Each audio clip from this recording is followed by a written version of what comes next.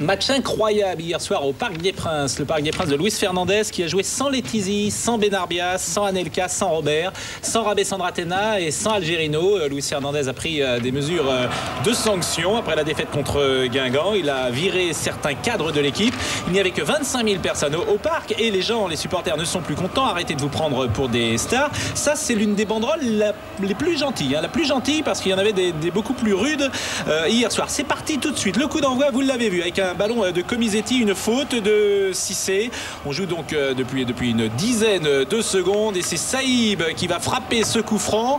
Il y a Fadiga qui contrôle et qui marque après 30-40 secondes de jeu. Premier but sous les sifflets. Et c'est Domi qui est au contact et qui se laisse surprendre. Casagrande est battu 1-0. Ce n'est pas terminé pour ce début de match cauchemardesque. Deuxième minute, c'est Saïb qui a lancé Cissé sur le côté gauche. Il a face à lui Pochettino. Allez, il est passé, il enchaîne 2-0. Très dur. C'est du 100%, 2 attaques, 2 buts. Deuxième but de cette partie, il est signé Cissé et Pochettino, la nouvelle recrue argentine. Hier soir a été très en difficulté au sein de la défense du PSG. 2-0. Et ce n'est pas terminé pour ce scénario absolument incroyable puisqu'après 3 minutes, donc quelques secondes plus tard, une faute de Boumsong sur Christian.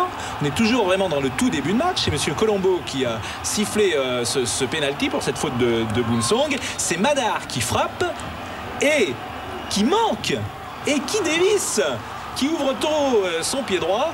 Le PSG était mené 2-0. Le PSG avait l'occasion de revenir. Il n'a pas pris sa chance et c'est un scénario vraiment abracadabrantesque. 11e minute, une tête de Madar. C'est le Chrome qui remplace pour la Coupe de France Fabien Cool. Regardez Comisetti sur la barre transversale.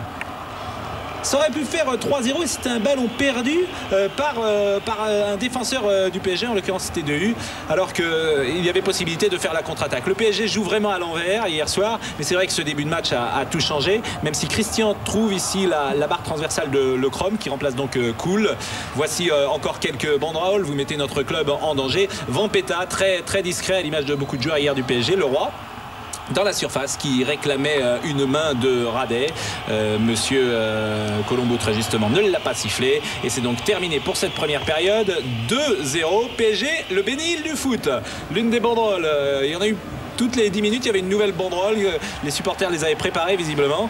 Et la deuxième période est repartie avec Madar qui bute sur le Chrome. C'est vrai, il y a eu de meilleures choses en deuxième mi-temps du PSG. Même si ici, Radet sur le Roi encore.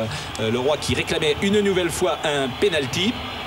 C'était en tout début de deuxième mi-temps. Mais toujours ce même score de 2-0 lorsque Cissé sur la gauche prend le ballon comme tout à l'heure. Oh, allez, contre Pochettino et c'est en retrait pour Fadiga. 3-0. C'est un désastre défensif que cette équipe du Paris Saint-Germain, est un désastre individuel parce que vraiment il y a eu des énormes erreurs. 58e minute, donc Fadiga 3-0. Et comme on le dit dans ces cas-là, le Paris Saint-Germain va boire le Cali jusqu'à la lie. Incident ici entre Dehu et Jeune-Champ. C'est quand même les deux capitaines. Jeune-Champ, Dehu. Rouge et rouge? Non, jaune et jaune. Et il est gentil, monsieur Colombo. Christian, vous avez raison de le dire. Rouge et rouge, deux capitaines en plus. Ça va se terminer avec un ballon pour Cissé. Regardez Cissé sur Dehu. Il lui prend 2 mètres. Et il va aller devant Casagrande qui ne pouvait pas grand-chose, qui ne pouvait rien sur chacun des 4 buts. Eh bien Cissé marque donc le dernier but. Fadiga, Cissé, c'est leur soirée.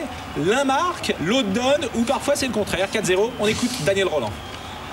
On a été très solidaire, on a bien défendu, on a su garder le ballon au milieu plus que certains matchs, avec un milieu assez fourni.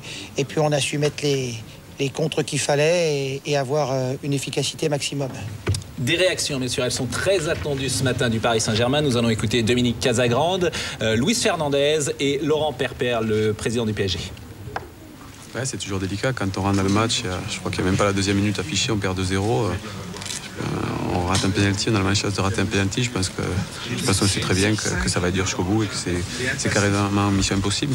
Le résultat ne reflète pas rien du tout la physionomie du match. Maintenant, je félicite Auxerre pour sa prestation, pour avoir su faire la différence le plus rapidement possible et il s'est mis tout de suite, avec le match en main. Moi, je dirais simplement qu'en loupant un penalty, en ayant des occasions, on aurait pu revenir dans le match. Finalement, ça n'a pas été le cas. On est un peu dans cette continuité un manque de réussite qui nous fuit. Trouver, solutionner. Ce soir, je suis content. Il y a eu pas mal de changements, pas mal de mouvements de joueurs qui sont rentrés et qui ont montré qu'ils avaient une certaine qualité. Maintenant, c'est vrai que le résultat est assez large. Et c'est pas grave. On a entendu les supporters, malgré ces 2 buts pris au tout début, soutenir l'équipe pendant longtemps, essayer de la porter. Je pense que les joueurs y ont été sensibles, mais c'est vrai qu'ils ressentent forcément ce que je ressens aussi, c'est-à-dire une terrible déception. La saison est définitivement ratée.